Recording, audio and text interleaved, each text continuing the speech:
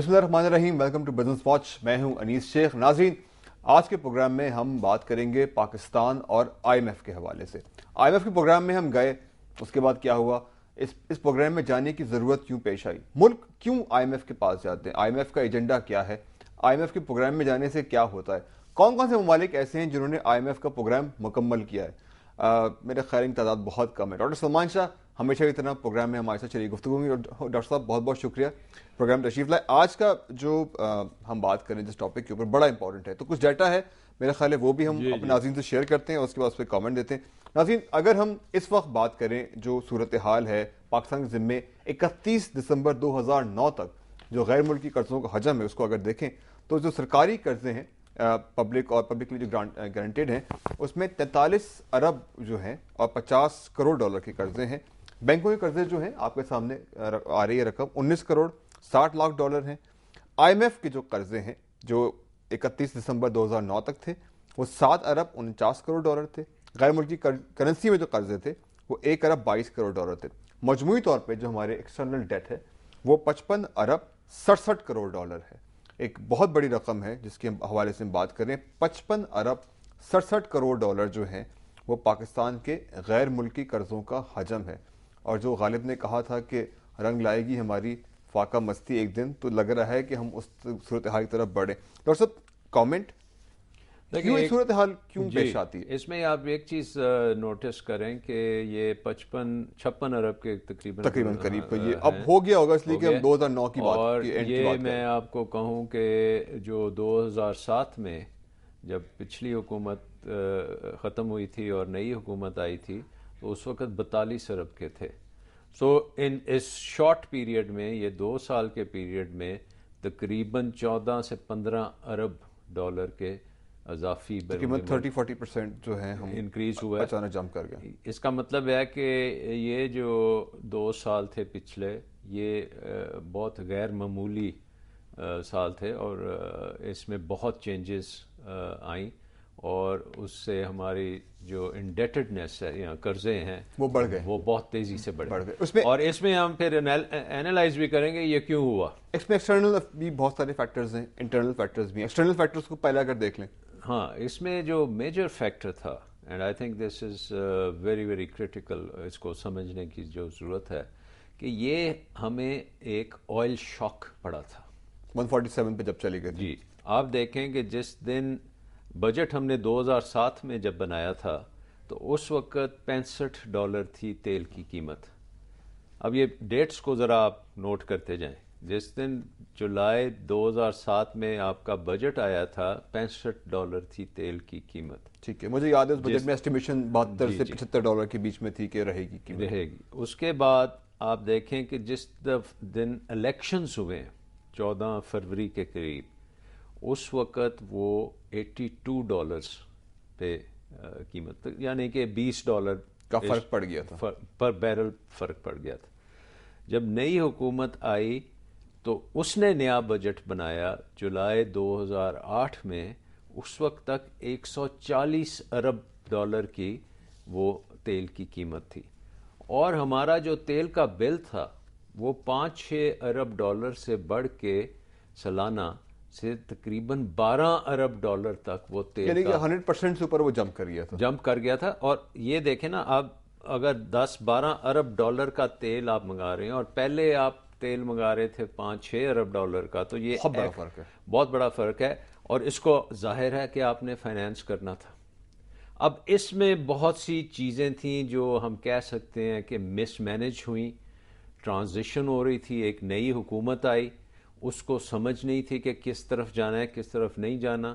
اسی اثناء میں ہماری، آپ نے دیکھا جو ہم پچھلے پروگرامز میں بھی بات ہم نے کی کہ ہمارے وزیر خزانہ اس وقت جو تھے، انہوں نے ایک پریزنٹیشن پوری دنیا میں کی کہ ہم آلموسٹ سارے ہماری جو اکانومی ہے بالکل ختم ہو چکی ہے، ہمارا روپیہ جو ہے بالکل فری فال میں چلا گیا تھا. اور نہیں، بٹ مین چیز یہ تھی کہ وہ ٹائم یہ تھا کہ جب تیل کی قیمت کے لیے آپ نے اربوں ڈالر دینے تھے اور آپ کے پاس جو باہر سے زر مبادلہ آ رہا تھا اس میں آپ کی جو انویسٹرز تھے یہاں ہم نے جی ڈی آرز کرنے تھے. آپ کو پتہ ہے نیشنل بینک کا جی ڈی آر تھا, اس کے بعد حبیب بینک کا جی ڈی آر تھا, اس کے بعد کیپکو کا جی ڈی آر تھا, او جی ڈی سی کا ایک بانڈ تھا, پی ایس او کی پرائیویٹائزیشن تھی. 5-6 بلین ڈالر کی باہر سے انفلوز آ رہی تھیں.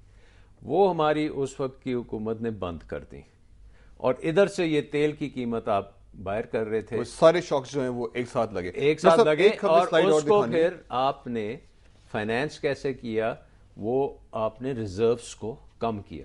16 ارب پہ پہنچے ہوئے تھے, جو 16 ارب سے 6 ارب پہ وہ ریزروز گرے, تو یہ آپ کا ایک دم پھر پینک ہوا, اور اکتوبر 2008 میں جا کے ایک پینک شدہ صورت میں ہمارے حکومت نے آئی ایم ایف کے ساتھ وی ہیڈ نو چوائس. اچھا, یہ ہم اپنے دیکھنے والوں کو, اور وہ سارا جو 11 ارب کا پروگرام بنا, اور اس کے ساتھ پھر انہوں نے قرضے دیے, پھر آئی ایف آئیز نے قرضے دیے, تو یہ 42 ارب سے جو ہم پہنچے ہیں اس کی وجہ یہی ہے. 56 کچھ بریک آؤٹ جو ہے ہم ان کو دکھاتے ہیں. یہ ہے بریک اپ ہمارے قرضوں کا, آئی ایم ایف سے ملنے والے آپ کے سامنے آ رہے ہیں.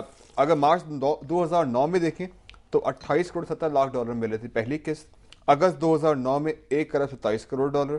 دسمبر 2009 میں آئیڈینٹیکل قسط تھی 1 ارب 27 کروڑ ڈالر. فروری 2010 میں جو لاسٹ قسط ہم نے وصول کیے 1 ارب اور 20 کروڑ ڈالر.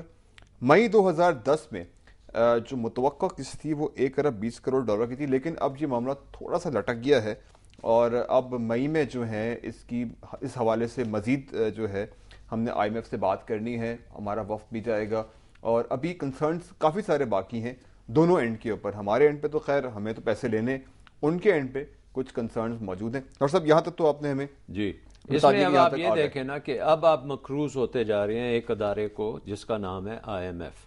اور آئی ایم ایف ایک ایسا ادارہ ہے جو حکومتوں کو, ڈفرینٹ ممالک کو ان کی سپورٹ کے لیے پروگرامز کرتا ہے. ان کو ضرورت جب پڑتی ہے زر مبادلہ کی اور کوئی اور سورس ان کے پاس نہیں ہوتی تو وہ ان کو وہ سپورٹ دیتا ہے. جس طرح اب گریس میں ہوگا یا جانے نہیں دے رہے تھے گریس, بڑی کوشش ہے ان کی, انہوں نے بڑی کوشش کی کہ وہ آئی ایم ایف کے پاس نہ جائیں, اور انہوں نے بھی پہلے ای یو کے اندر ہی کوشش آسٹریٹی میجرز انہوں نے کہا کر لو, لیکن وہ نہیں کر سکے اور وہ ان کو جانا پڑا. بٹ یہ بات ہے کہ یہ جو آئی ایم ایف ہے جب یہ ایک ملک میں آتی ہے تو اس کو آپ کی جسے ہم کہتے ہیں فائنینشیل سوورینٹی, ہماری جو آزادی ہے, فائنینشیل آزادی ہماری کمپرومائز ہو جاتی ہے, وہ ختم ہو جاتی ہے.